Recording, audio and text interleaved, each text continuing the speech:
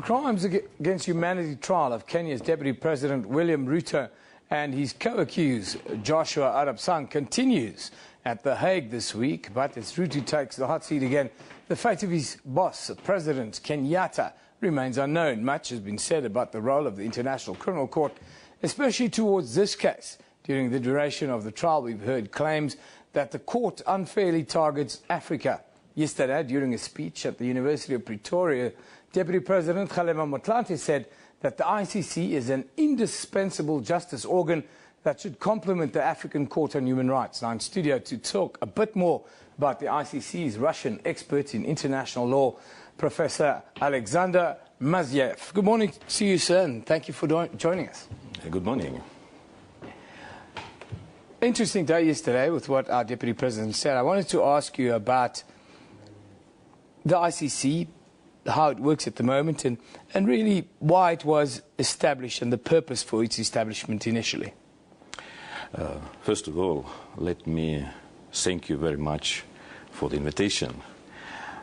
You know, the history of Russian and South Africa relations is really, really interesting. We still have a lot of unknown pages of its history. For example, let me show you the journal I am editor-in-chief of. This is Kazan Journal of International Law.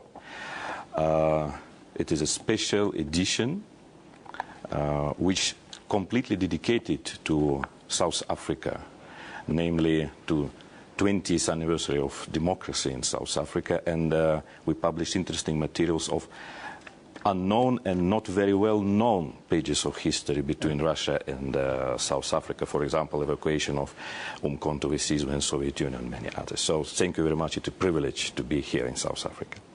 Answering to your question about ICC, International Criminal Court. International Criminal Court was established in 1998. Officially, the aim of this court is to prosecute the most atrocious crimes and to punish those who are most responsible for the committing of international crimes, namely the war crimes, crimes against humanity, and genocide. 2 years ago, in the ICC statute, the new article was inserted. It is an article concerning the crime of aggression. But this article not yet enter into force. It will enter into force probably only in several years, but not earlier than in 2019. So that is the official aim for which International Criminal Court was established. So then I want to ask you about something like the invasion of Iraq, the act of aggression when Iraq was invaded by Western powers, weapons of mass destruction. Is that not a crime against humanity as well? It is, but law is always have several limits. For example, the jurisdiction of international institutions are voluntary. So states should, before accept jurisdiction of the court, that the case be considered by this court. So unfortunately, United States of America did not accept this jurisdiction and did not accept, of course, the jurisdiction on aggression. So for the moment, this country is out of the jurisdiction of the ICC. Would you then say that the ICC is fulfilling its purpose internationally at the moment? Can it? Well, to answer your question, we have to look not only to the text of the statute proclaimed as certain purposes, but to look into the reality. Whether the International Criminal Court really achieve the purpose of peace, reconciliation, even justice, I could not say so. So unfortunately, for the moment, we don't see that this court achieved its purposes. What needs to happen for the court to achieve these purposes?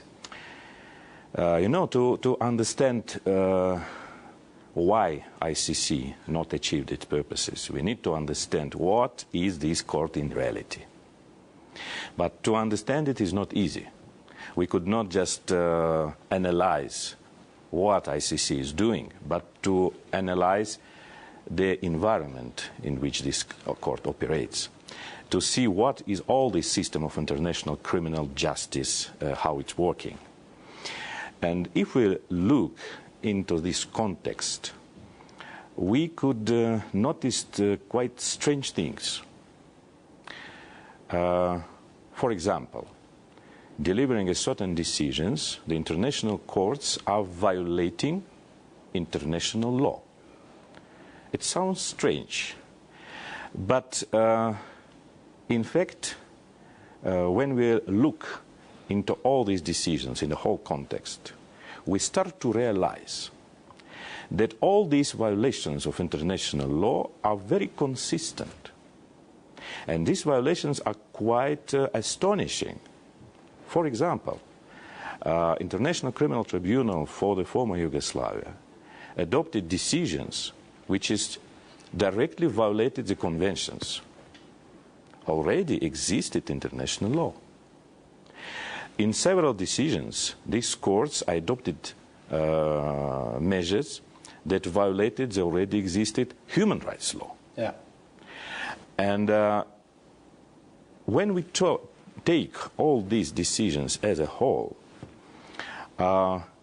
we see that these international tribunals are starting to build a new international law, taking into account what kind this law of.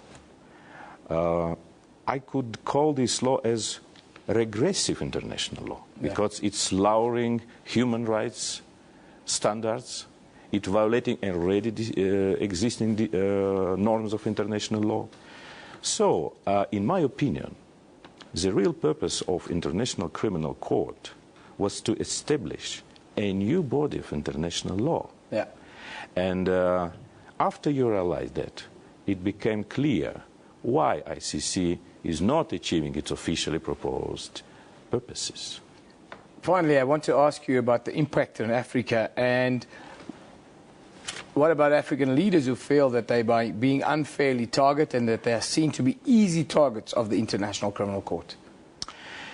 Well, if we look at the situations which are currently considered by the International Criminal Court, it is 8 situations. And it's hardly not to notice that all of them are in Africa.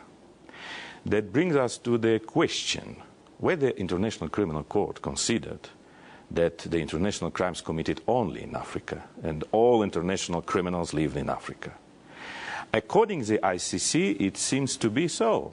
But it's again important for us to see if the real purpose of the ICC is to create a new regressive law, then it became more clear why Africa is the main target of this court.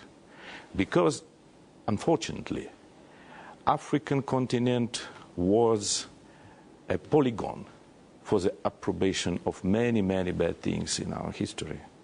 So, once again, Africa became a polygon for approbation of this new repressive international law. Especially, let me give you an example, when the already well-established norm of the immunity of head of states was violated by these international criminal courts. It is not only against head of states. This is against the principle of sovereignty of states.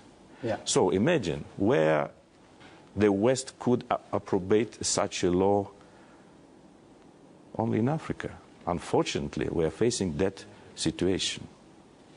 Professor, thank you for joining us this morning. We've run out of time.